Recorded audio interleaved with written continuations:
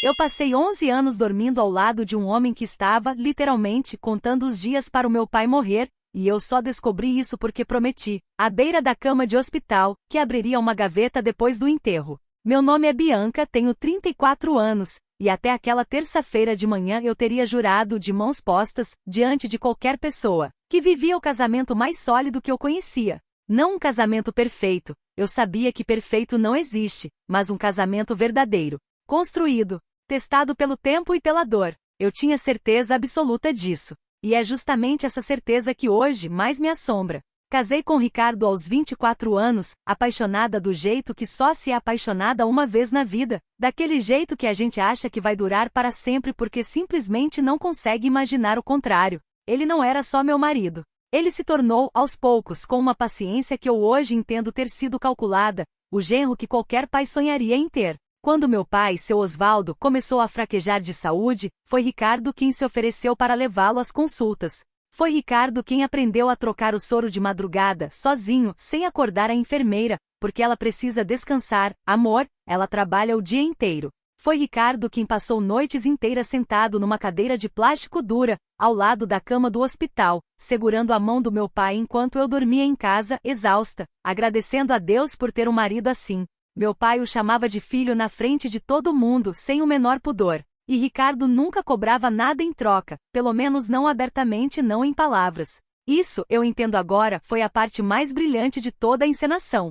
Minha irmã mais nova, Camila, sempre olhava para o meu casamento com um misto de admiração e inveja mal disfarçada. Você teve muita sorte, Bianca, ela repetia, enquanto mexia o café com força demais, como se aquilo aliviasse alguma coisa dentro dela. Homem assim não existe mais. Segura esse aí com unhas e dentes. E eu ria, orgulhosa, cheia de mim, sem imaginar, nem por um segundo, que a sorte que todo mundo enxergava de fora era, na verdade, uma armadilha sendo montada em câmera extremamente lenta, peça por peça, ao longo de mais de uma década. Meu pai adoeceu de vez há 8 meses. Câncer no pâncreas, estágio avançado, sem chance de cirurgia. Os médicos foram diretos, sem suavizar, era questão de tempo e pouco tempo. Lembro do dia em que recebi essa notícia como se fosse ontem. Eu sentada no corredor frio do hospital, as pernas bombas, Ricardo ao meu lado segurando minha mão tão forte que quase doeu, dizendo eu vou estar aqui, Bianca, do seu lado, do lado dele, nós vamos passar por isso juntos.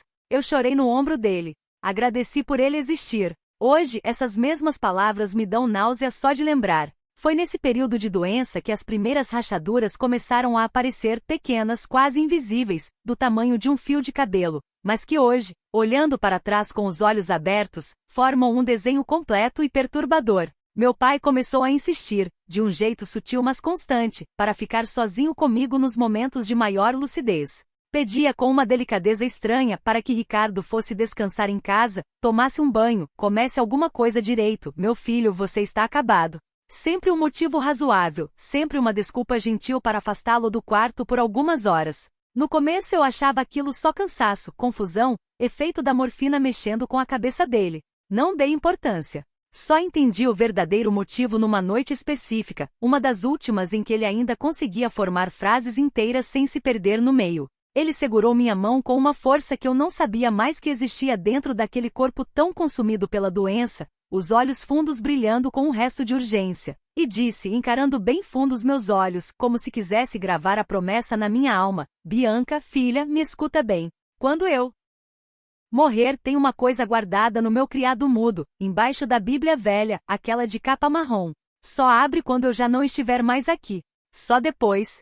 Me promete. Prometi com a voz embargada e o coração apertado, sem fazer a menor ideia do peso real daquela promessa. Achei ingenuamente que fosse alguma carta de despedida, algum conselho de pai para filha, talvez uma bênção final. Nunca imaginei que fosse, na verdade, um alerta. Um aviso de guerra vindo de um homem que já não tinha mais tempo para lutar sozinho. Ele morreu numa terça-feira de manhã bem cedo, com o sol ainda baixo e alaranjado entrando de esguelha pela janela do quarto, iluminando o rosto dele de um jeito quase sereno. Eu estava lá, segurando sua mão esquerda. Ricardo segurava a direita chorando. Chorando alto, chorando visivelmente mais que eu na verdade, o que todo mundo comentou depois baixinho, entre um gole de café e outro, no velório lotado de gente vestida de preto. Que genro dedicado, diziam as tias, balançando a cabeça em aprovação. Nem parece que não é sangue dele, olha o tamanho dessa dor, completava minha avó, já bem idosa, enxugando os próprios olhos. Eu só conseguia pensar numa coisa, no bilhete escondido debaixo da Bíblia marrom, esperando por mim como uma bomba relógio guardada a 7 chaves, contando uma contagem regressiva que eu nem sabia que já tinha começado.